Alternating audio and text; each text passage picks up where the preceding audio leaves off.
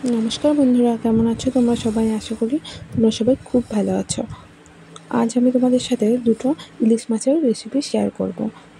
तो एक सर्षे इलिश और एकटी हलो इलिश माछेर माथा दिए कचुर शाक। तो चलो शुरू करा जाक। प्रथमे आमी सादा और कालो दुई रकमेर सर्षे निয়েছি, निয়ে भालो करे पेस्ट करे निয়েছি 4-5টা काँचा लंकाटाके भालो करे बेटे निয়েছি। एबार माछेर साथे सामान्य हलुद गुঁড়ো, সরষের তেল আর সরষে বাটা দিয়ে ভালো করে ম্যারিনেট করে 10 মিনিটের জন্য রেখে দিয়েছিলাম। এবার কড়াইতে তেল গরম করে সেই মাছের মিশ্রণটাকে দিয়ে দিতে হবে। গ্যাসের ফ্লেম একদম লো রাখতে হবে। লো হিটে মাছটাকে সামান্য ভেজে নিতে হবে। মাছটা যখন এক পাশ ভাজা হয়ে যাবে 2-3 মিনিট পর উল্টে নিয়ে আরেক পাশটাও সামান্য ভালো করে ভেজে নিতে হবে। এবার ম্যারিনেট করা পাত্রে সামান্য জল দিয়ে ওই জলটা দিয়ে দিলাম, তাহলে মশলার সাথে মাছটা ভালো করে মিশে যাবে। মশলার সাথে মাছটা ভালো করে মিশে গেলে 4-5 মিনিট পর দিয়ে দিতে হবে পরিমাণ মতো জল।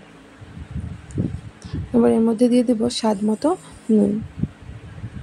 জলটা ফুটতে শুরু করলে দিয়ে দিলাম 4-5টা চেরা কাঁচা লঙ্কা। এবার ওপর থেকে সর্ষের তেল ছড়িয়ে দিলেই রেডি আমাদের সর্ষে ইলিশ। দেখো সর্ষে ইলিশ তৈরি। এবার চলো ইলিশ মাছের মাথা দিয়ে তৈরি করা যাক কচুর শাক।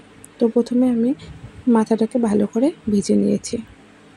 দেখো মাথাটাকে ভালো করে ভেজে নিয়েছি। এবার কচুর শাক কেটে কচুর শাকটাকে ভালো করে জল দিয়ে ধুয়ে রেখে দিয়েছি। এবার কড়াইতে তেল গরম করে এর মধ্যে দিয়ে দিলাম 2টো শুকনো লঙ্কা আর সামান্য গোটা জিরে। তারপর এর মধ্যে দিয়ে দিতে হবে 4-5টা চেরা কাঁচা লঙ্কা। এবার দিয়ে দিতে হবে ধুয়ে রাখা কচুর শাকটা। এবার এর উপর থেকে সামান্য অল্প লবণ দিয়ে এটা ঢেকে রান্না করতে হবে।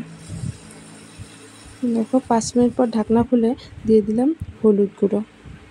দেখো শাকটা কিন্তু অনেকটাই মজে এসেছে এবং জলও ছেড়ে দিয়েছে।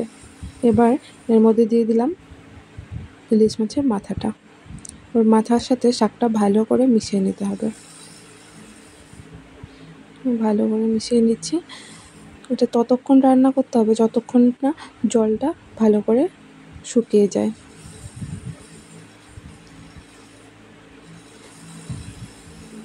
ঢাকনা দিয়ে রান্না করতে হবে, তাহলে তাড়াতাড়ি শাকটা সেদ্ধ হয়ে আসবে। দেখো জলটা অনেকটাই শুকিয়ে এসেছে। এবার তৈরি আমাদের ইলিশ মাছ দিয়ে কচুর শাক। ভালো লাগলো।